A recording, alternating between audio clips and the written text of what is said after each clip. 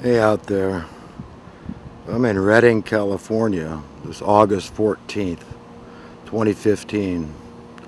I came up here to go to this meeting. It's supposed to be a chemtrail symposium where Dane Wigington is supposed to speak, and the biologist, can't remember his name, and some other people. Apparently they're getting attorneys involved in this whole chemtrail operation. And I tried to get into the meeting. It's 7:15 in the evening right now. About half an hour ago I showed up at the front door with my camera and I was turned away, and I was really pissed off about that.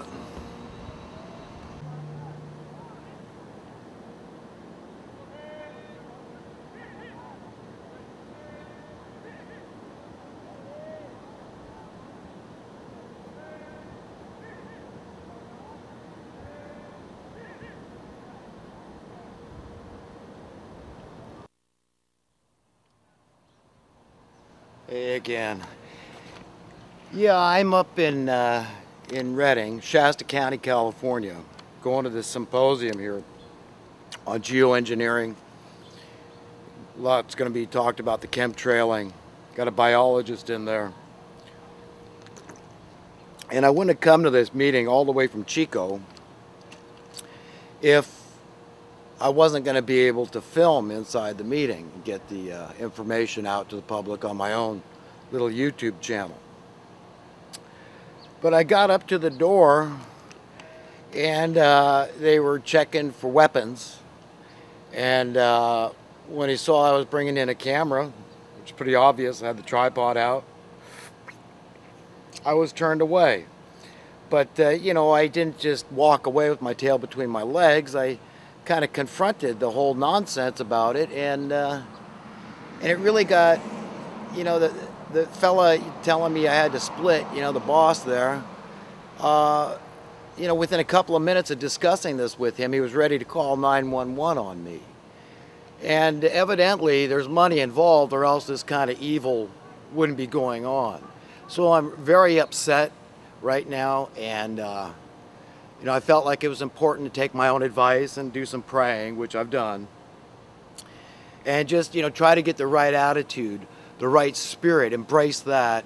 In, you know, in being the kind of person I want to be, it's my choice. Even though I have been, you know, rejected from going into this meeting with my camera, I still can't let that, you know, cause me to be a nasty person for the rest of my life. So I know sooner or later that I'm going to have to get over this thing. But in the meanwhile, I feel like, you know, it's important that I blow off a little steam, and that's what I'm doing right here and now. But, you know, I pointed out to this fella, I said, you know, that's a really draconian policy. It's anti-American, and I think it's wrong.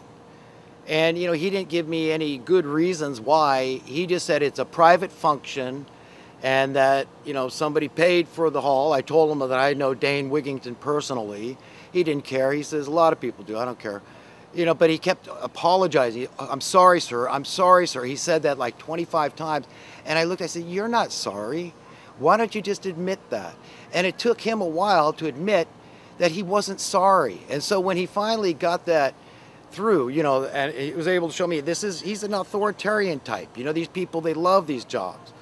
And, you know, telling people what they can and can't do. Me, I cannot stand those kind of jobs. I'd be terrible at being an authoritarian.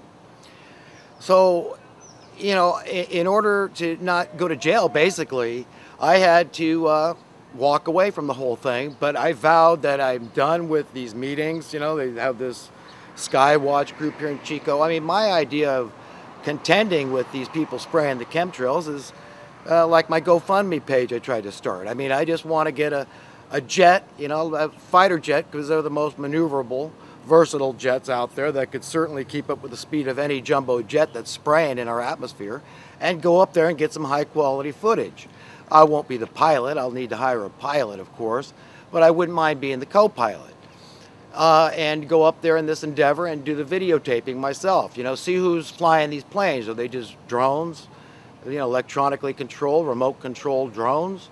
Or are there human beings in there? If so, let's see their faces. Let's see who's got the the cojones, who's got the gumption, the nerve, to be spraying the population with a substance that's toxic, okay? That's enough right there. Not to mention the fact that it's ugly, and that's enough to outlaw it. Not to mention the fact that they're manipulating the climate, which is not okay unless they're going to accept liability.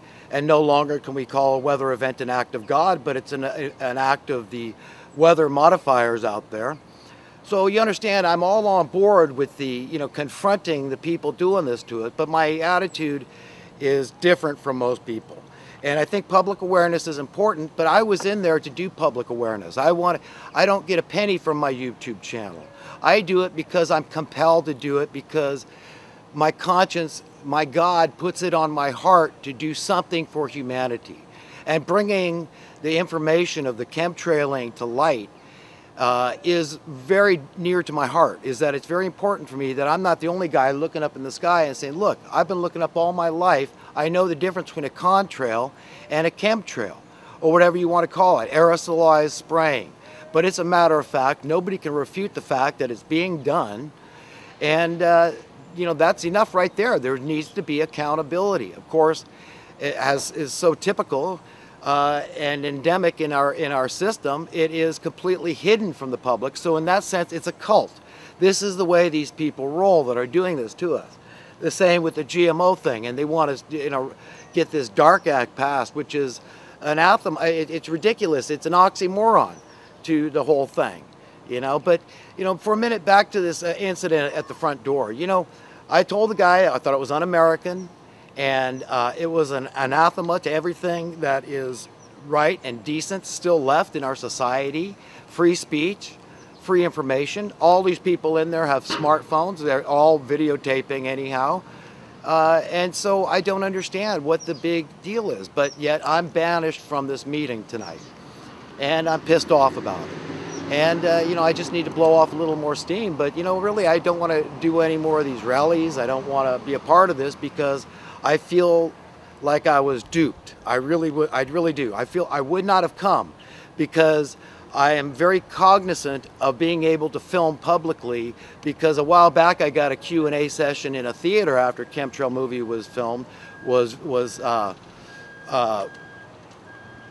presented, and some people, a couple of people out of the 10 or so that talked said they don't want their face on video, and I should have just edited it out or gotten somebody else to do it, I suppose. But those people never signed. They just don't play it. We don't know who they are, their name, the faces. It was a third party, so I got the information from a third party. I couldn't, even if I was willing to edit it out, I couldn't have done it.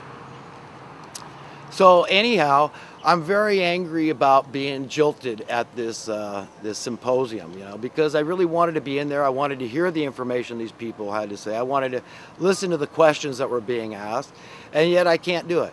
So, the meager YouTube audience that I get, hey, you know what? I love you guys, and I'm glad. I just thank God that somebody will listen to me, because, it gets overwhelming sometimes. I mean, a guy like that, I feel like guys like, these bully types, these authoritarian types that love that, being the man and telling you what you can and can't do, I feel like they are trying to suck my soul and my spirit, they're trying to suck my joy. They love it. So for him to keep saying he's sorry, and look, he's not sorry. He loves the power that he gets, the petty power trip that this guy is on. I know Alex Jones has talked about these kind of people repeatedly, and I know exactly what you're up against. They don't care. These guys don't care if you're Jesus Christ that walks up to the door. These kind of people will play their same petty trip on them, and all these people are headed to the same place. In my calculation, everybody that's opposed information, that is saying, no, we got to control the information. This is just like the Bilderberger group. This is what these people are like. They want to control the information. So for anybody that's running this meeting to tell me that they need to control the information and they're not okay with me just presenting the information for free to the public, I think that's pretty low. I think it's underhanded. I think it's un-American. I think it sucks. And I don't like you, okay? I don't like your attitude. I don't like your types. I don't like you trade off for, money. We paid these security guys or whoever. We rented the auditorium, and so there's money involved. Now, this is a public forum. I am at a high school, okay? This is what my tax dollars pay for. And yet because they rented, they ought to not be able to rent an auditorium. That's a public facility. You can't do that. No. You see, it screws up. The whole motivation is screwed up behind this thing. And I'm pissed off about it. Anyhow, I plan on making a video tomorrow morning, and I don't have my notes with me, but I do remember some of what I wanted to talk about. So to change gears now, I think I've pretty much got this off my chest, at least for the time being. But again, you know, prayer is so important to say, God, you know what? Help me right now to think the way you want me to think. You know, to have some semblance of peace and to realize my life is brief here. Let me be who I want to be in this moment. You know, I don't want to have to down the line say, gee, I overreacted at the time and I wish I hadn't said this and that. But I need to, you know, draw on that power that God provides for me right now, for all of us to tap into at any time, whenever we're in distress. I mean, how many people, you know, they say there's no atheists in the foxhole. Well, you see why.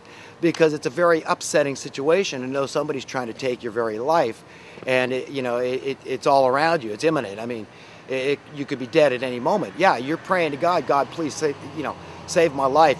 Your friends, your brothers are dying around you, and but we get that. And you know what? There's no atheist in the world. Okay, if you're really living life and you have any idea of what true reality is and how it is 180 degrees different from the reality we've been sold, that we've been told is reality, that we've been taught, we've been indoctrinated and brainwashed and inculcated to believe is our reality, then you understand the things I'm telling you and the things that I speak about in my videos, because they're really very down-to-earth, practical things that I get into.